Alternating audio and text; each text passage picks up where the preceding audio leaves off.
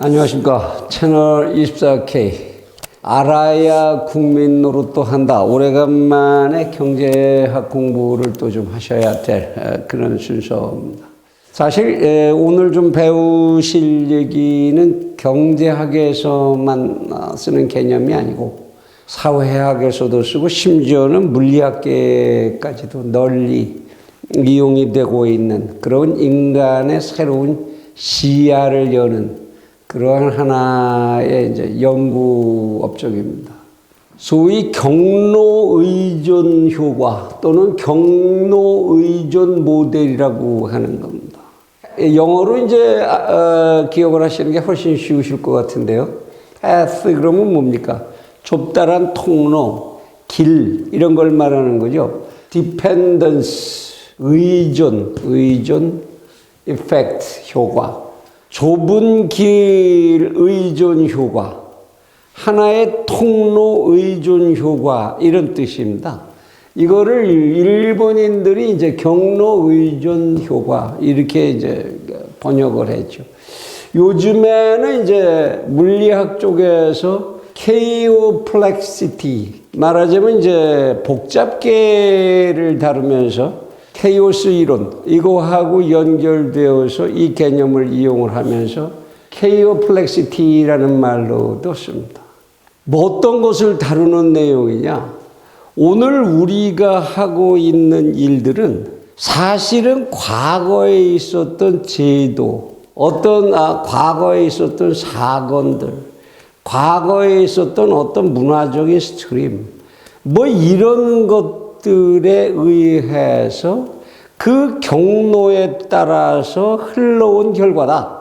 그래서 그 경로 의존 효과라는 말을 붙이게 됩니다. 과거는 현재를 규제한다 이런 얘기죠. 과거가 현재를 규제한다. 우리나라에 지금 굉장히 많이 이제 흘러다니는 경향이죠. 과거에 집착하면서 과거를 바꾸지 않으면 오늘 우리의 현재가 바뀌지 않는다. 뭐 이런 말 많이 듣습니다. 친일파를 척결을 다 해야 된다. 150만의 친일파를 뭐 척결을 해야지 이 나라가 길이 열린다고 말하는 어떤 문인까지 등장해서 소란을 피우고 있습니다만 과거가 현재를 규정한다라는 그러한 기본 개념을 가지고 있는 겁니다. 이게 근데 정말 사실이냐? 오늘 좀 그걸 좀 이제 따져보려고 하는 거죠. 그러니까 과거가 현재를 규정한다 그러니까 결국은 따지고 보면 무슨 말이라고 할 수 있겠나요? 인과율의 법칙이라고 할 수 있겠죠? 인과율.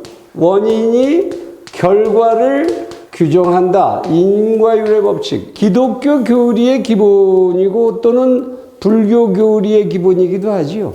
기독교 교리는 직선적 인과율을 가지고 있습니다만은 나는 이 끝에 있는 현재고 결과고 이 결과가 이 위에서는 원인 이렇게 올라가면 더 이상은 올라갈 수 없는 어떤 원인에 도달할 것 아니냐. 그래서 원인과 결과에 의해서 만들어지는 것이 인간의 역사고 우주의 역사다. 여기에 더 이상 올라갈 수 없는 곳에 있는 존재, 그 존재는 신일 수밖에 없는 것 아니냐. 이래서 신은 존재하신다. 이게 이제 인과율의 법칙이라고 하는 거죠, 기독교에.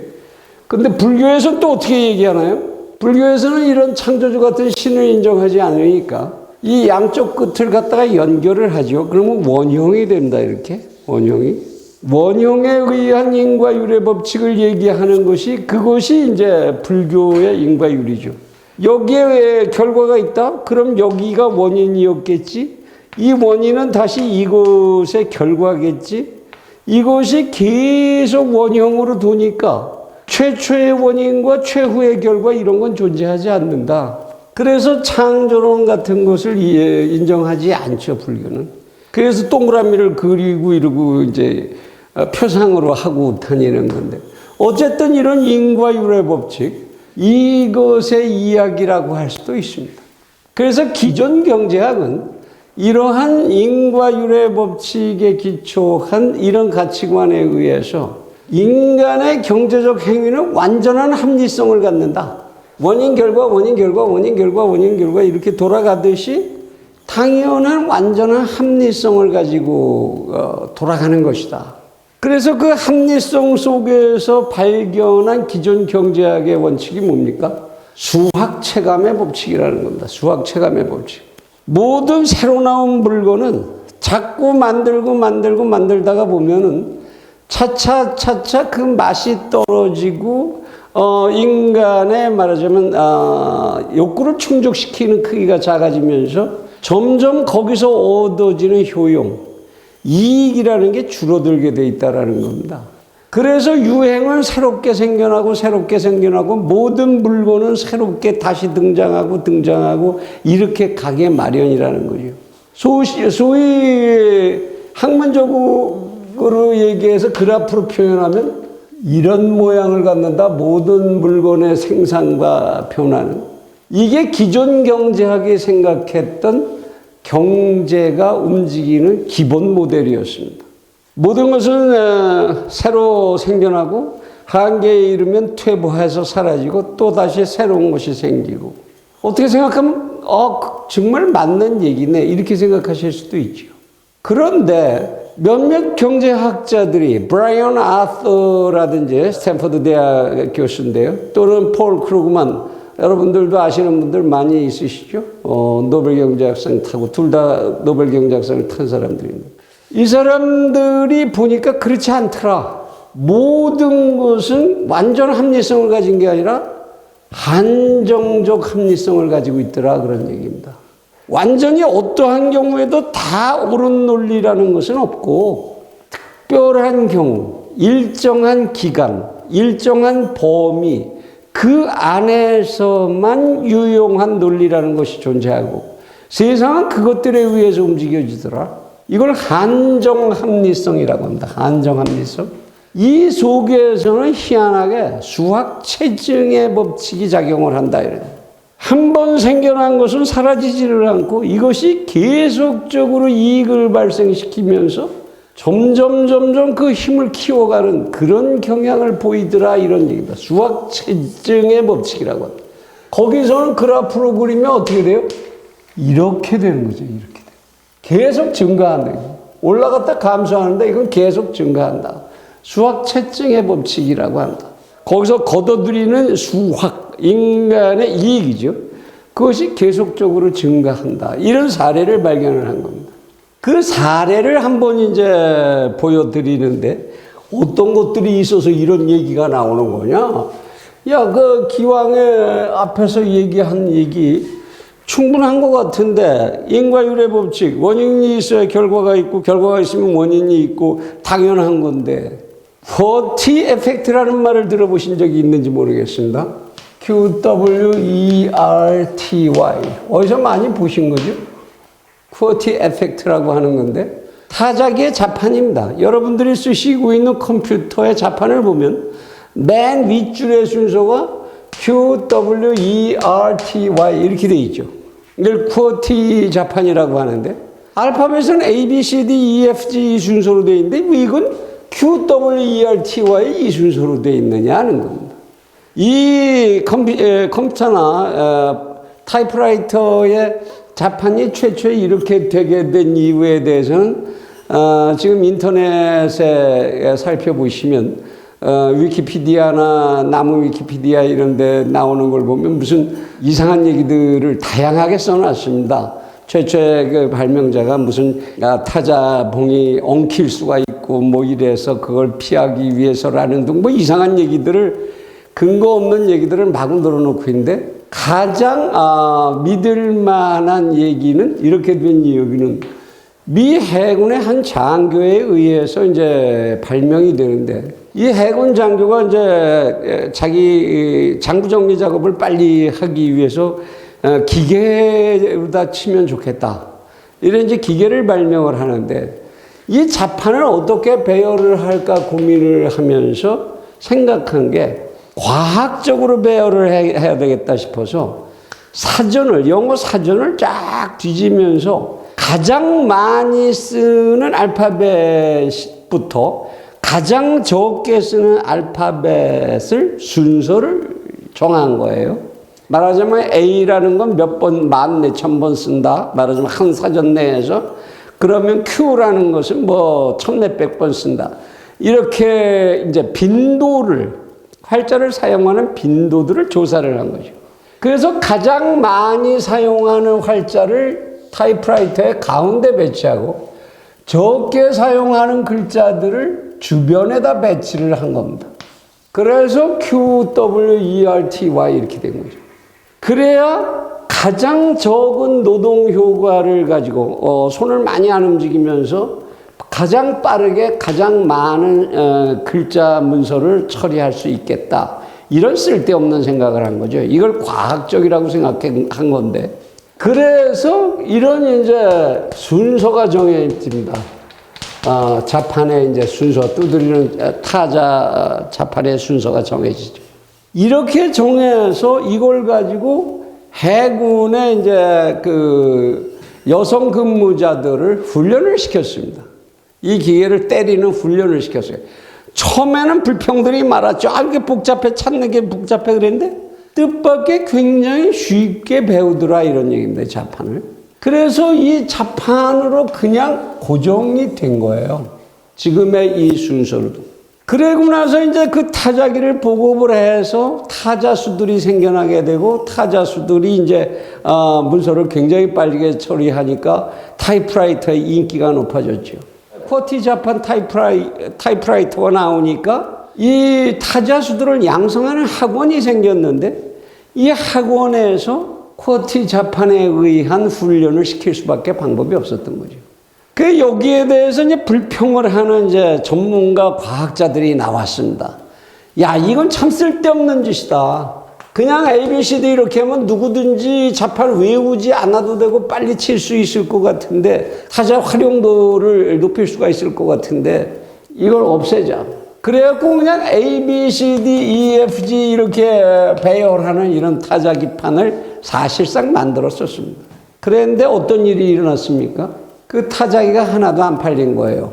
왜냐? 이미 타자수들이, 시중에 나와 있는 타자수들이 이 쿼티 자판에 익숙해 있어서 A, B, C, D로 하면 그거를 다시 찾는데 시간이 오히려 더 걸리는 거예요. 그 훈련을 다시 받아야 할 필요가 없었죠. 이렇게 되다가 보니까 결국 A, B, C, D 자판은 사라져버리고 말게 된 거죠. 그 지금까지 쿼티 자판이 고정이 돼버리고 그것이 지금 컴퓨터 자판까지 그대로 옮겨오게 된 겁니다. 우리나라 한글 자판도 똑같은 과정을 거쳤습니다. 최초의 우리 한글 자판도 이와 같은 식으로 만들어졌는데 이거를 공병우라고 하는 한제 안과 의사였는데 이 양반이 지금 공병호 씨 그 집안 형님 뻘인가 이렇게 되실 거예요 아마. 이 공병호 박사가 세 벌씩 타작이라고 해갖고 기역, 니은, 디귿, 리을 이 순서에 따라서 아야, 어여, 오요, 우유 이 순서대로 배열한 자판 타자기를 만들었었습니다. 그 시중에다가 상당히 외판원들을 통해서 판매도 했었죠. 결국은 어떻게 됐죠? 똑같은 운명을 겪었습니다. 한번 이렇게 경로가 정해지면 인간은 그 경로를 쉽게 바꾸지 못하는 조건 속으로 들어가게 된다는 겁니다. 자기도 알지 못하는 조건들에 의해서 그 경로가 고정되게 되는 겁니다. 어떤 사례들이 또 있냐면, 우리 이제 거의 다 이제는 없어졌습니다만, 화상을 녹화하는 테이프 레코더. 테이프 레코더를 가지고 두 개 회사가 이제 경쟁을 벌였습니다. VHS 방식이라고 하는 미국계의 방식과 녹화 방식과 베타 방식이라고 하는 베타 타입이라고 하는 일본의 소니계가 둘이 경쟁을 했어요. 화질로 보면 누가 모아도 베타 방식이 굉장히 좋았습니다. 화질도 좋고 뭐 속도나 여러 가지 면에서 유리했어요. 그랬는데 이 VHS 방식이 미국에서 나오면서 VH 테이프 레코더가 생산돼서 나오는 건 물론이고 테이프가 전부 VHS 방식 테이프로 생산이 돼서 나왔습니다. 베타 방식은 고집스럽게 고급성을 강조하다가 방송국에서 쓰는 장비 위주로 방송국에서 가장 고급스럽게 쓰면 그러면 그것이 널리 보급되겠지라는 전략적 착오를 해서 방송국용 녹화기 그리고 방송국용 테이프 이거를 만들었단 말이죠. 시중에 가면은 전부 테이프 레코더가 VHS고 여기에 사용하는 테이프도 VHS인데 화질이 좀 좋다고 그래서 베타 테이프를 가지고 재생할 수는 없잖아요. 재생할 기계가 없는데 녹화를 할 테이프가 없는데 그래서 당연히 품질이 좋았음에도 불구하고 베타 테이프이 VHS에게 먹혀버리고 말았죠. 결국은 전 세계를 VHS가 통일을 해버렸죠. 이런 예는 많이 있습니다. 여러분들 카메라를 하나 사시지 않습니까? 지금 뭐 아무리 토착 외구가 어쩌고 해도 카메라에서는 어떤 기자들도 캐논 아니면 니콘이고 뭐 이런데 요새는 또 소니가 아주 위세를 떨치더군요. 이게 카메라를 애초에 니콘 카메라로 하나를 가지게 되면 거기에 따라붙는 각종 렌즈를 비롯해서 부속물들이 니콘 용도가 니콘끼리는 호환이 되는데 캐논하고 안 된단 말이죠. 니콘을 한 번 사면 할 수 없이 니콘 계속 사야 되는 거예요. 이렇게 경로가 고정이 돼버리는 겁니다. 하나의 선택이 최초의 선택이 나머지의 소비를 고정화시키게 됨으로 해서 그 시장이 날이 갈수록 한계 효용이 체증하더라 이런 거예요.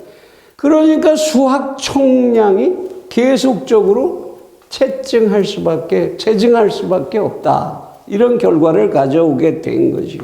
전자제품 선전하는 선전 문구에 순간의 선택이 10년을 좌우합니다. 이런 선전 문구 많이 들어보셨죠? 그죠? 순간에 하나를 선택하면 그것에 따른 소비를 계속적으로 10년은 끌려가지 않으면 안 된다. 그런 뜻이죠. 이게 바로 경로 의존 효과 또는 경로 의존 모델, Path Dependence Effect라고 하는 겁니다. 지금 구글이며 이런 것들이 생겨나면서 똑같은 현상을 보이지 않습니까? 계속적으로 구글이라는 시스템을 사용하다가 보면 구글에서 도망 못 가죠. 4차 산업혁명에서 거대 권력, 거대 세력끼리 결국은 충돌하지 않을 수 없게 된다라고 하는 전쟁까지를 예상하게 만드는 그러한 효과죠. 앞으로 세상은 all or nothing 게임으로 점점 더 갑니다. 5G를 누가 먼저 지배하느냐에 따라서 모든 것, all을 먹는가 하면 그것을 먹지 못한 자는 nothing 게임에 빠지게 되는 거죠. all or nothing 게임이라는 게 된다는 겁니다. 이와 같이 현실 속에서는 수학이 계속적으로 채증하는 이런 모습을 보이고 있다. 이래서 나타나는 현상들을 또 하나 다른 효과로 럭크인 에펙트라고도 합니다. 럭크인 에펙트. 하나의 주제, 하나의 지역, 하나의 물건, 그것으로 인간의 가치가 집중되는 경향을 말하죠. 말하자면 뉴욕이라고 하는 금융센터가 있다. 세계적으로 금융거래를 하는 사람은 울며 겨자 먹기로 크게 거래하려면 월스트리트의 시스템 속으로 들어가지 않으면 자기 수익을 발생시킬 수가 없는 거예요. 이런 거를 럭크인 효과라고 한다. 우리 지금 우리나라는 전국토의 균형 발전 이런 얘기를 하면서 서울에 있는 어떤 공사나 이런 기관들의 분사를 전국으로다가 다 이전을 시키거나 본사 자체를 마구 이전 배치하는 이러한 짓을 했습니다. 효과가 있을까요? 당연히 효과가 없습니다. 왜? 이미 그 기업들이 하고 있는 행태는 전 세계를 상대로 하는 것이어서 그것이 그 지역에 가 있다고 해서 특별한 효과를 거기서 더 낼 게 없지요. 서울에 있어야만 모든 경로가 그들이 편안하게 이용할 수 있는 경로가 서울에 형성되어 있기 때문에 패스가 이미 서울에 다 형성되어 있기 때문에 서울이라는 지역에 럭크인 될 수밖에 없다라는 겁니다. 정부가 강제로 가라니까 할 수 없이 거기는 갔지만 서울의 사무실 그냥 두고 그리고 할 일은 서울에서 다 해야 되는 거죠. 행정수도 이전 같은 것들이 제대로 안 되는 이유, 이런 것 속에 이러한 경향이 숨어 있다라는 겁니다. 이게 기술이 발전하고 복잡화할수록 그 경로를 바꾼다는 것이 점점 더 어려워진다라는 겁니다. 지금 구글이 장악한 위치를 제2의 구글이 등장을 해서 새로운 유튜브를 다시 만든다든지 구글이 만든 전 세계의 맵 시스템을 장악하려고 한다든지 또는 이제 창업 플랫폼 시스템을 장악하려고 한다든지 쉽게 되겠습니까? 거기에 형성되어 있는 경로들을 새롭게 다 만들 수 없고 그쪽으로 새로운 경로를 만들려면 엄청난 비용이 들어가기 때문에 그렇게 가지를 못하는 거죠.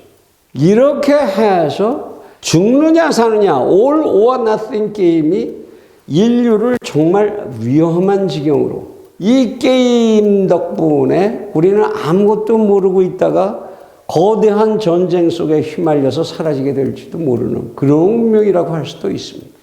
그런데 여기에 재미난 반대되는 하나의 현상이 또 있다라는 것을 오늘은 사실 그 얘기를 하기 위해서 이 얘기를 끄집어냈다고 해야 되겠죠. Catastrophe Theory라는 겁니다. 무언가 이렇게 패스가 확정이 돼서 모든 게 거기에 록인 되지 않으면 안 된다라고 생각할 때에 엄청난 폭발적인 사건들이 일어난다 이런 얘기입니다. 우주가 진행하고 지구가 변화하고 생태계가 진화하는 걸 보면 그러한 거대한 사건, 거대한 폭발적 사건, 재앙이라고도 할 수 있는 이런 거대한 사건들이 발생을 해서 이런 패스를 깨는, 순식간에 깨버리는 이런 현상들이 자연계에선 생겨난다. 진화의 이론을 보면 흔히 옛날에 이제 다윈이 종의 기원을 처음 쓰던 시대 이때부터 했던 진화 이야기는 용불용설. 이렇게 자주 쓰는 것은 자꾸만 커지고 쓰지 않으면 그쪽은 점점 퇴화한다. 이게 진화의 원동력이다. 이렇게 생각을 했는데 조금 있다가 보니까 자연선택 이론이라는 게 생겼습니다. 그 생명의 주체가 쓰고 안 쓰고가 중요한 게 아니라 자연계가 요구하는 대로 자연이 선택을 하게 돼 있다는 겁니다. 자연의 전체적인 거대 균형 속에서 살아남는 자, 그가 종을 이어가게 되고 그것이 진화의 형태로 나타나게 된다. 이것이 이제 자연 선택 이론이었는데 거기에 또 어떤 진화 이론이 생겼죠? 돌연변이 이론입니다. 벼랑간 왜 그런 종자가 생겨났는지 모르는데 그 과거에 있었던 종자와 전혀 새로운 종자들이 생태계에 등장한다 이런 얘기입니다. 식물계에도 등장하고 동물계에도 등장한다. 이와 같이 돌연변이적 현상에 의해서 우리가 알지 못한 상황의 전개가 새롭게 일어나는 경우들이 모든 생태계 현상과 역사 속에는 등장한다는 겁니다. 그걸 Catastrophe Theory라고 합니다.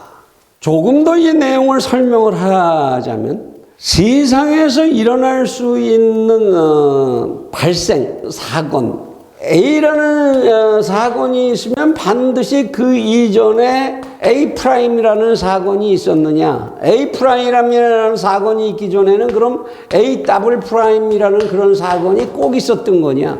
그렇지는 않다라는 거죠. 인과율의 법칙은 이제 과학계에서 별 힘을 쓰지 못합니다. 받아들여지지 않습니다.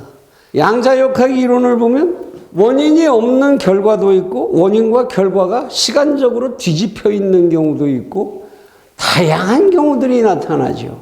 원인이 여러 개인 경우도 있고 결과가 하나, 원인은 하나인데 결과가 여러 개인 경우도 있고 이런 다양한 변화들이 나타난다는 걸 인간들은 이제 깨닫게 됐습니다. 아, 무조건 원인과 결과에 의해서 이어지는 게 아니구나. 그래서 거기서 생각하는 사고의 형식이 뭡니까? 경우의 수라는 거죠.